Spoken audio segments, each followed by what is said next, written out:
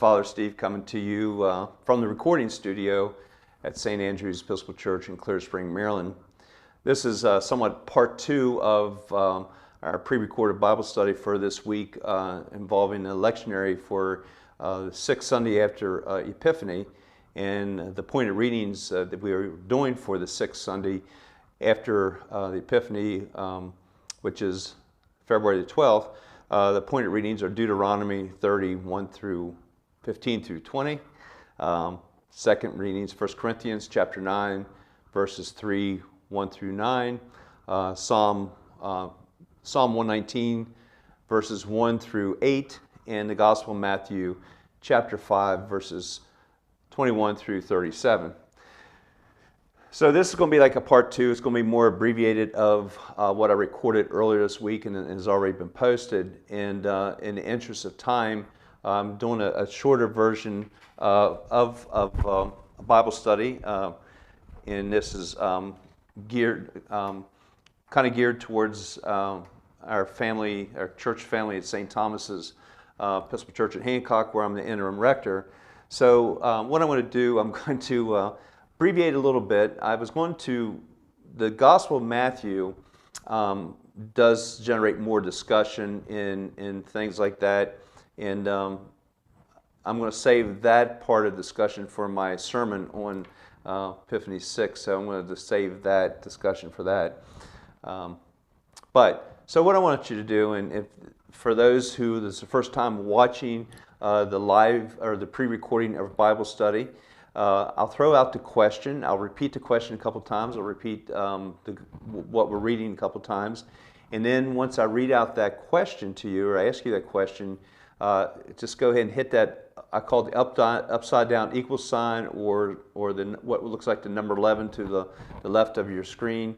And then once you've had a chance to process that question and discuss it, then you come back and touch the screen, or however you get this the video to move forward, hit the arrow key, and then we'll go to the second question, and I'll give a chance. You'll see me staring at the camera and pausing and all that.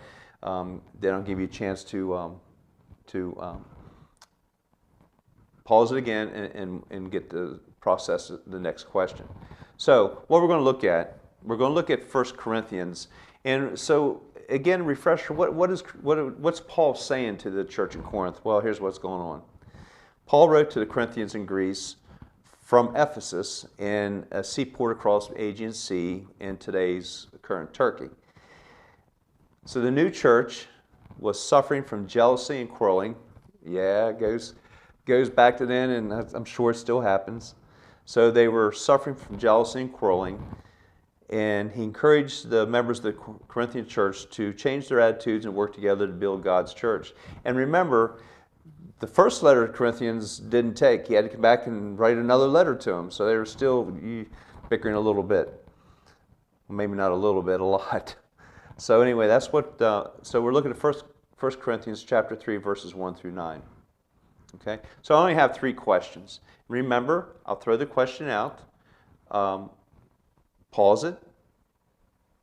Once you process the question, then you come back, hit the arrow key, and we'll go to the second question, and we'll go to the third question. Like I said, there's only 3 questions that I'm doing for the reading for Epiphany 6, which is February the 12th, 2023.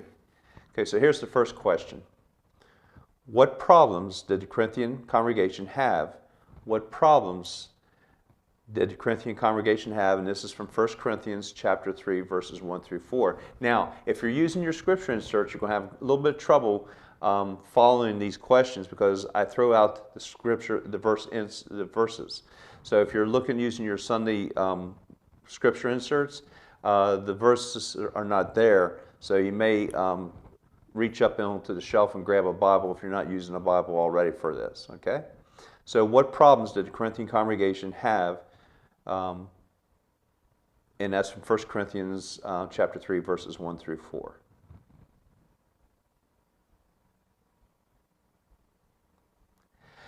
Okay, so let's go on to the second question from 1 Corinthians chapter 3, verses 1 through 9. What role did Apollos, Paul, and God each play in developing the church in Corinth? What role did Apollos, Paul, and God each play in developing the church at Corinth. And that's 1 Corinthians chapter 3, verses 5 through 7. So you may switch it up here a little bit and think about how you plant a garden. And also kind of a spoiler, remember the church are the people, not so much the brick and mortar. I don't want to be a spoiler there, but I just had to throw that out.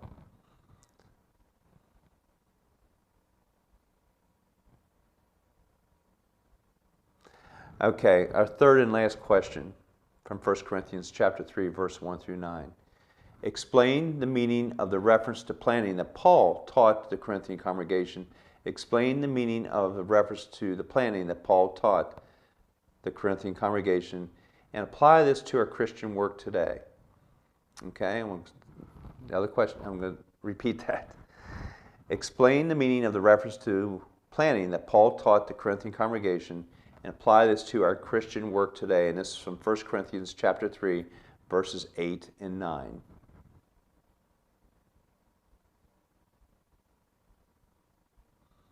Okay, you all good?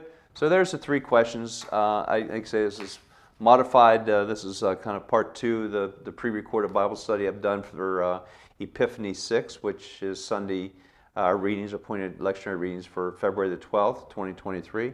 So I hope you like this format. And for my Christian family at St. Thomas's in Hancock, as we progress and some more of this pre-recorded, I will have Deacon Kirk in here with me, and we'll do some things together. So again, Father Steve, the vicar at St. Andrew's in Clear Spring, and your interim rector at St. Thomas's in Hancock, and have a blessed day, and God be with you.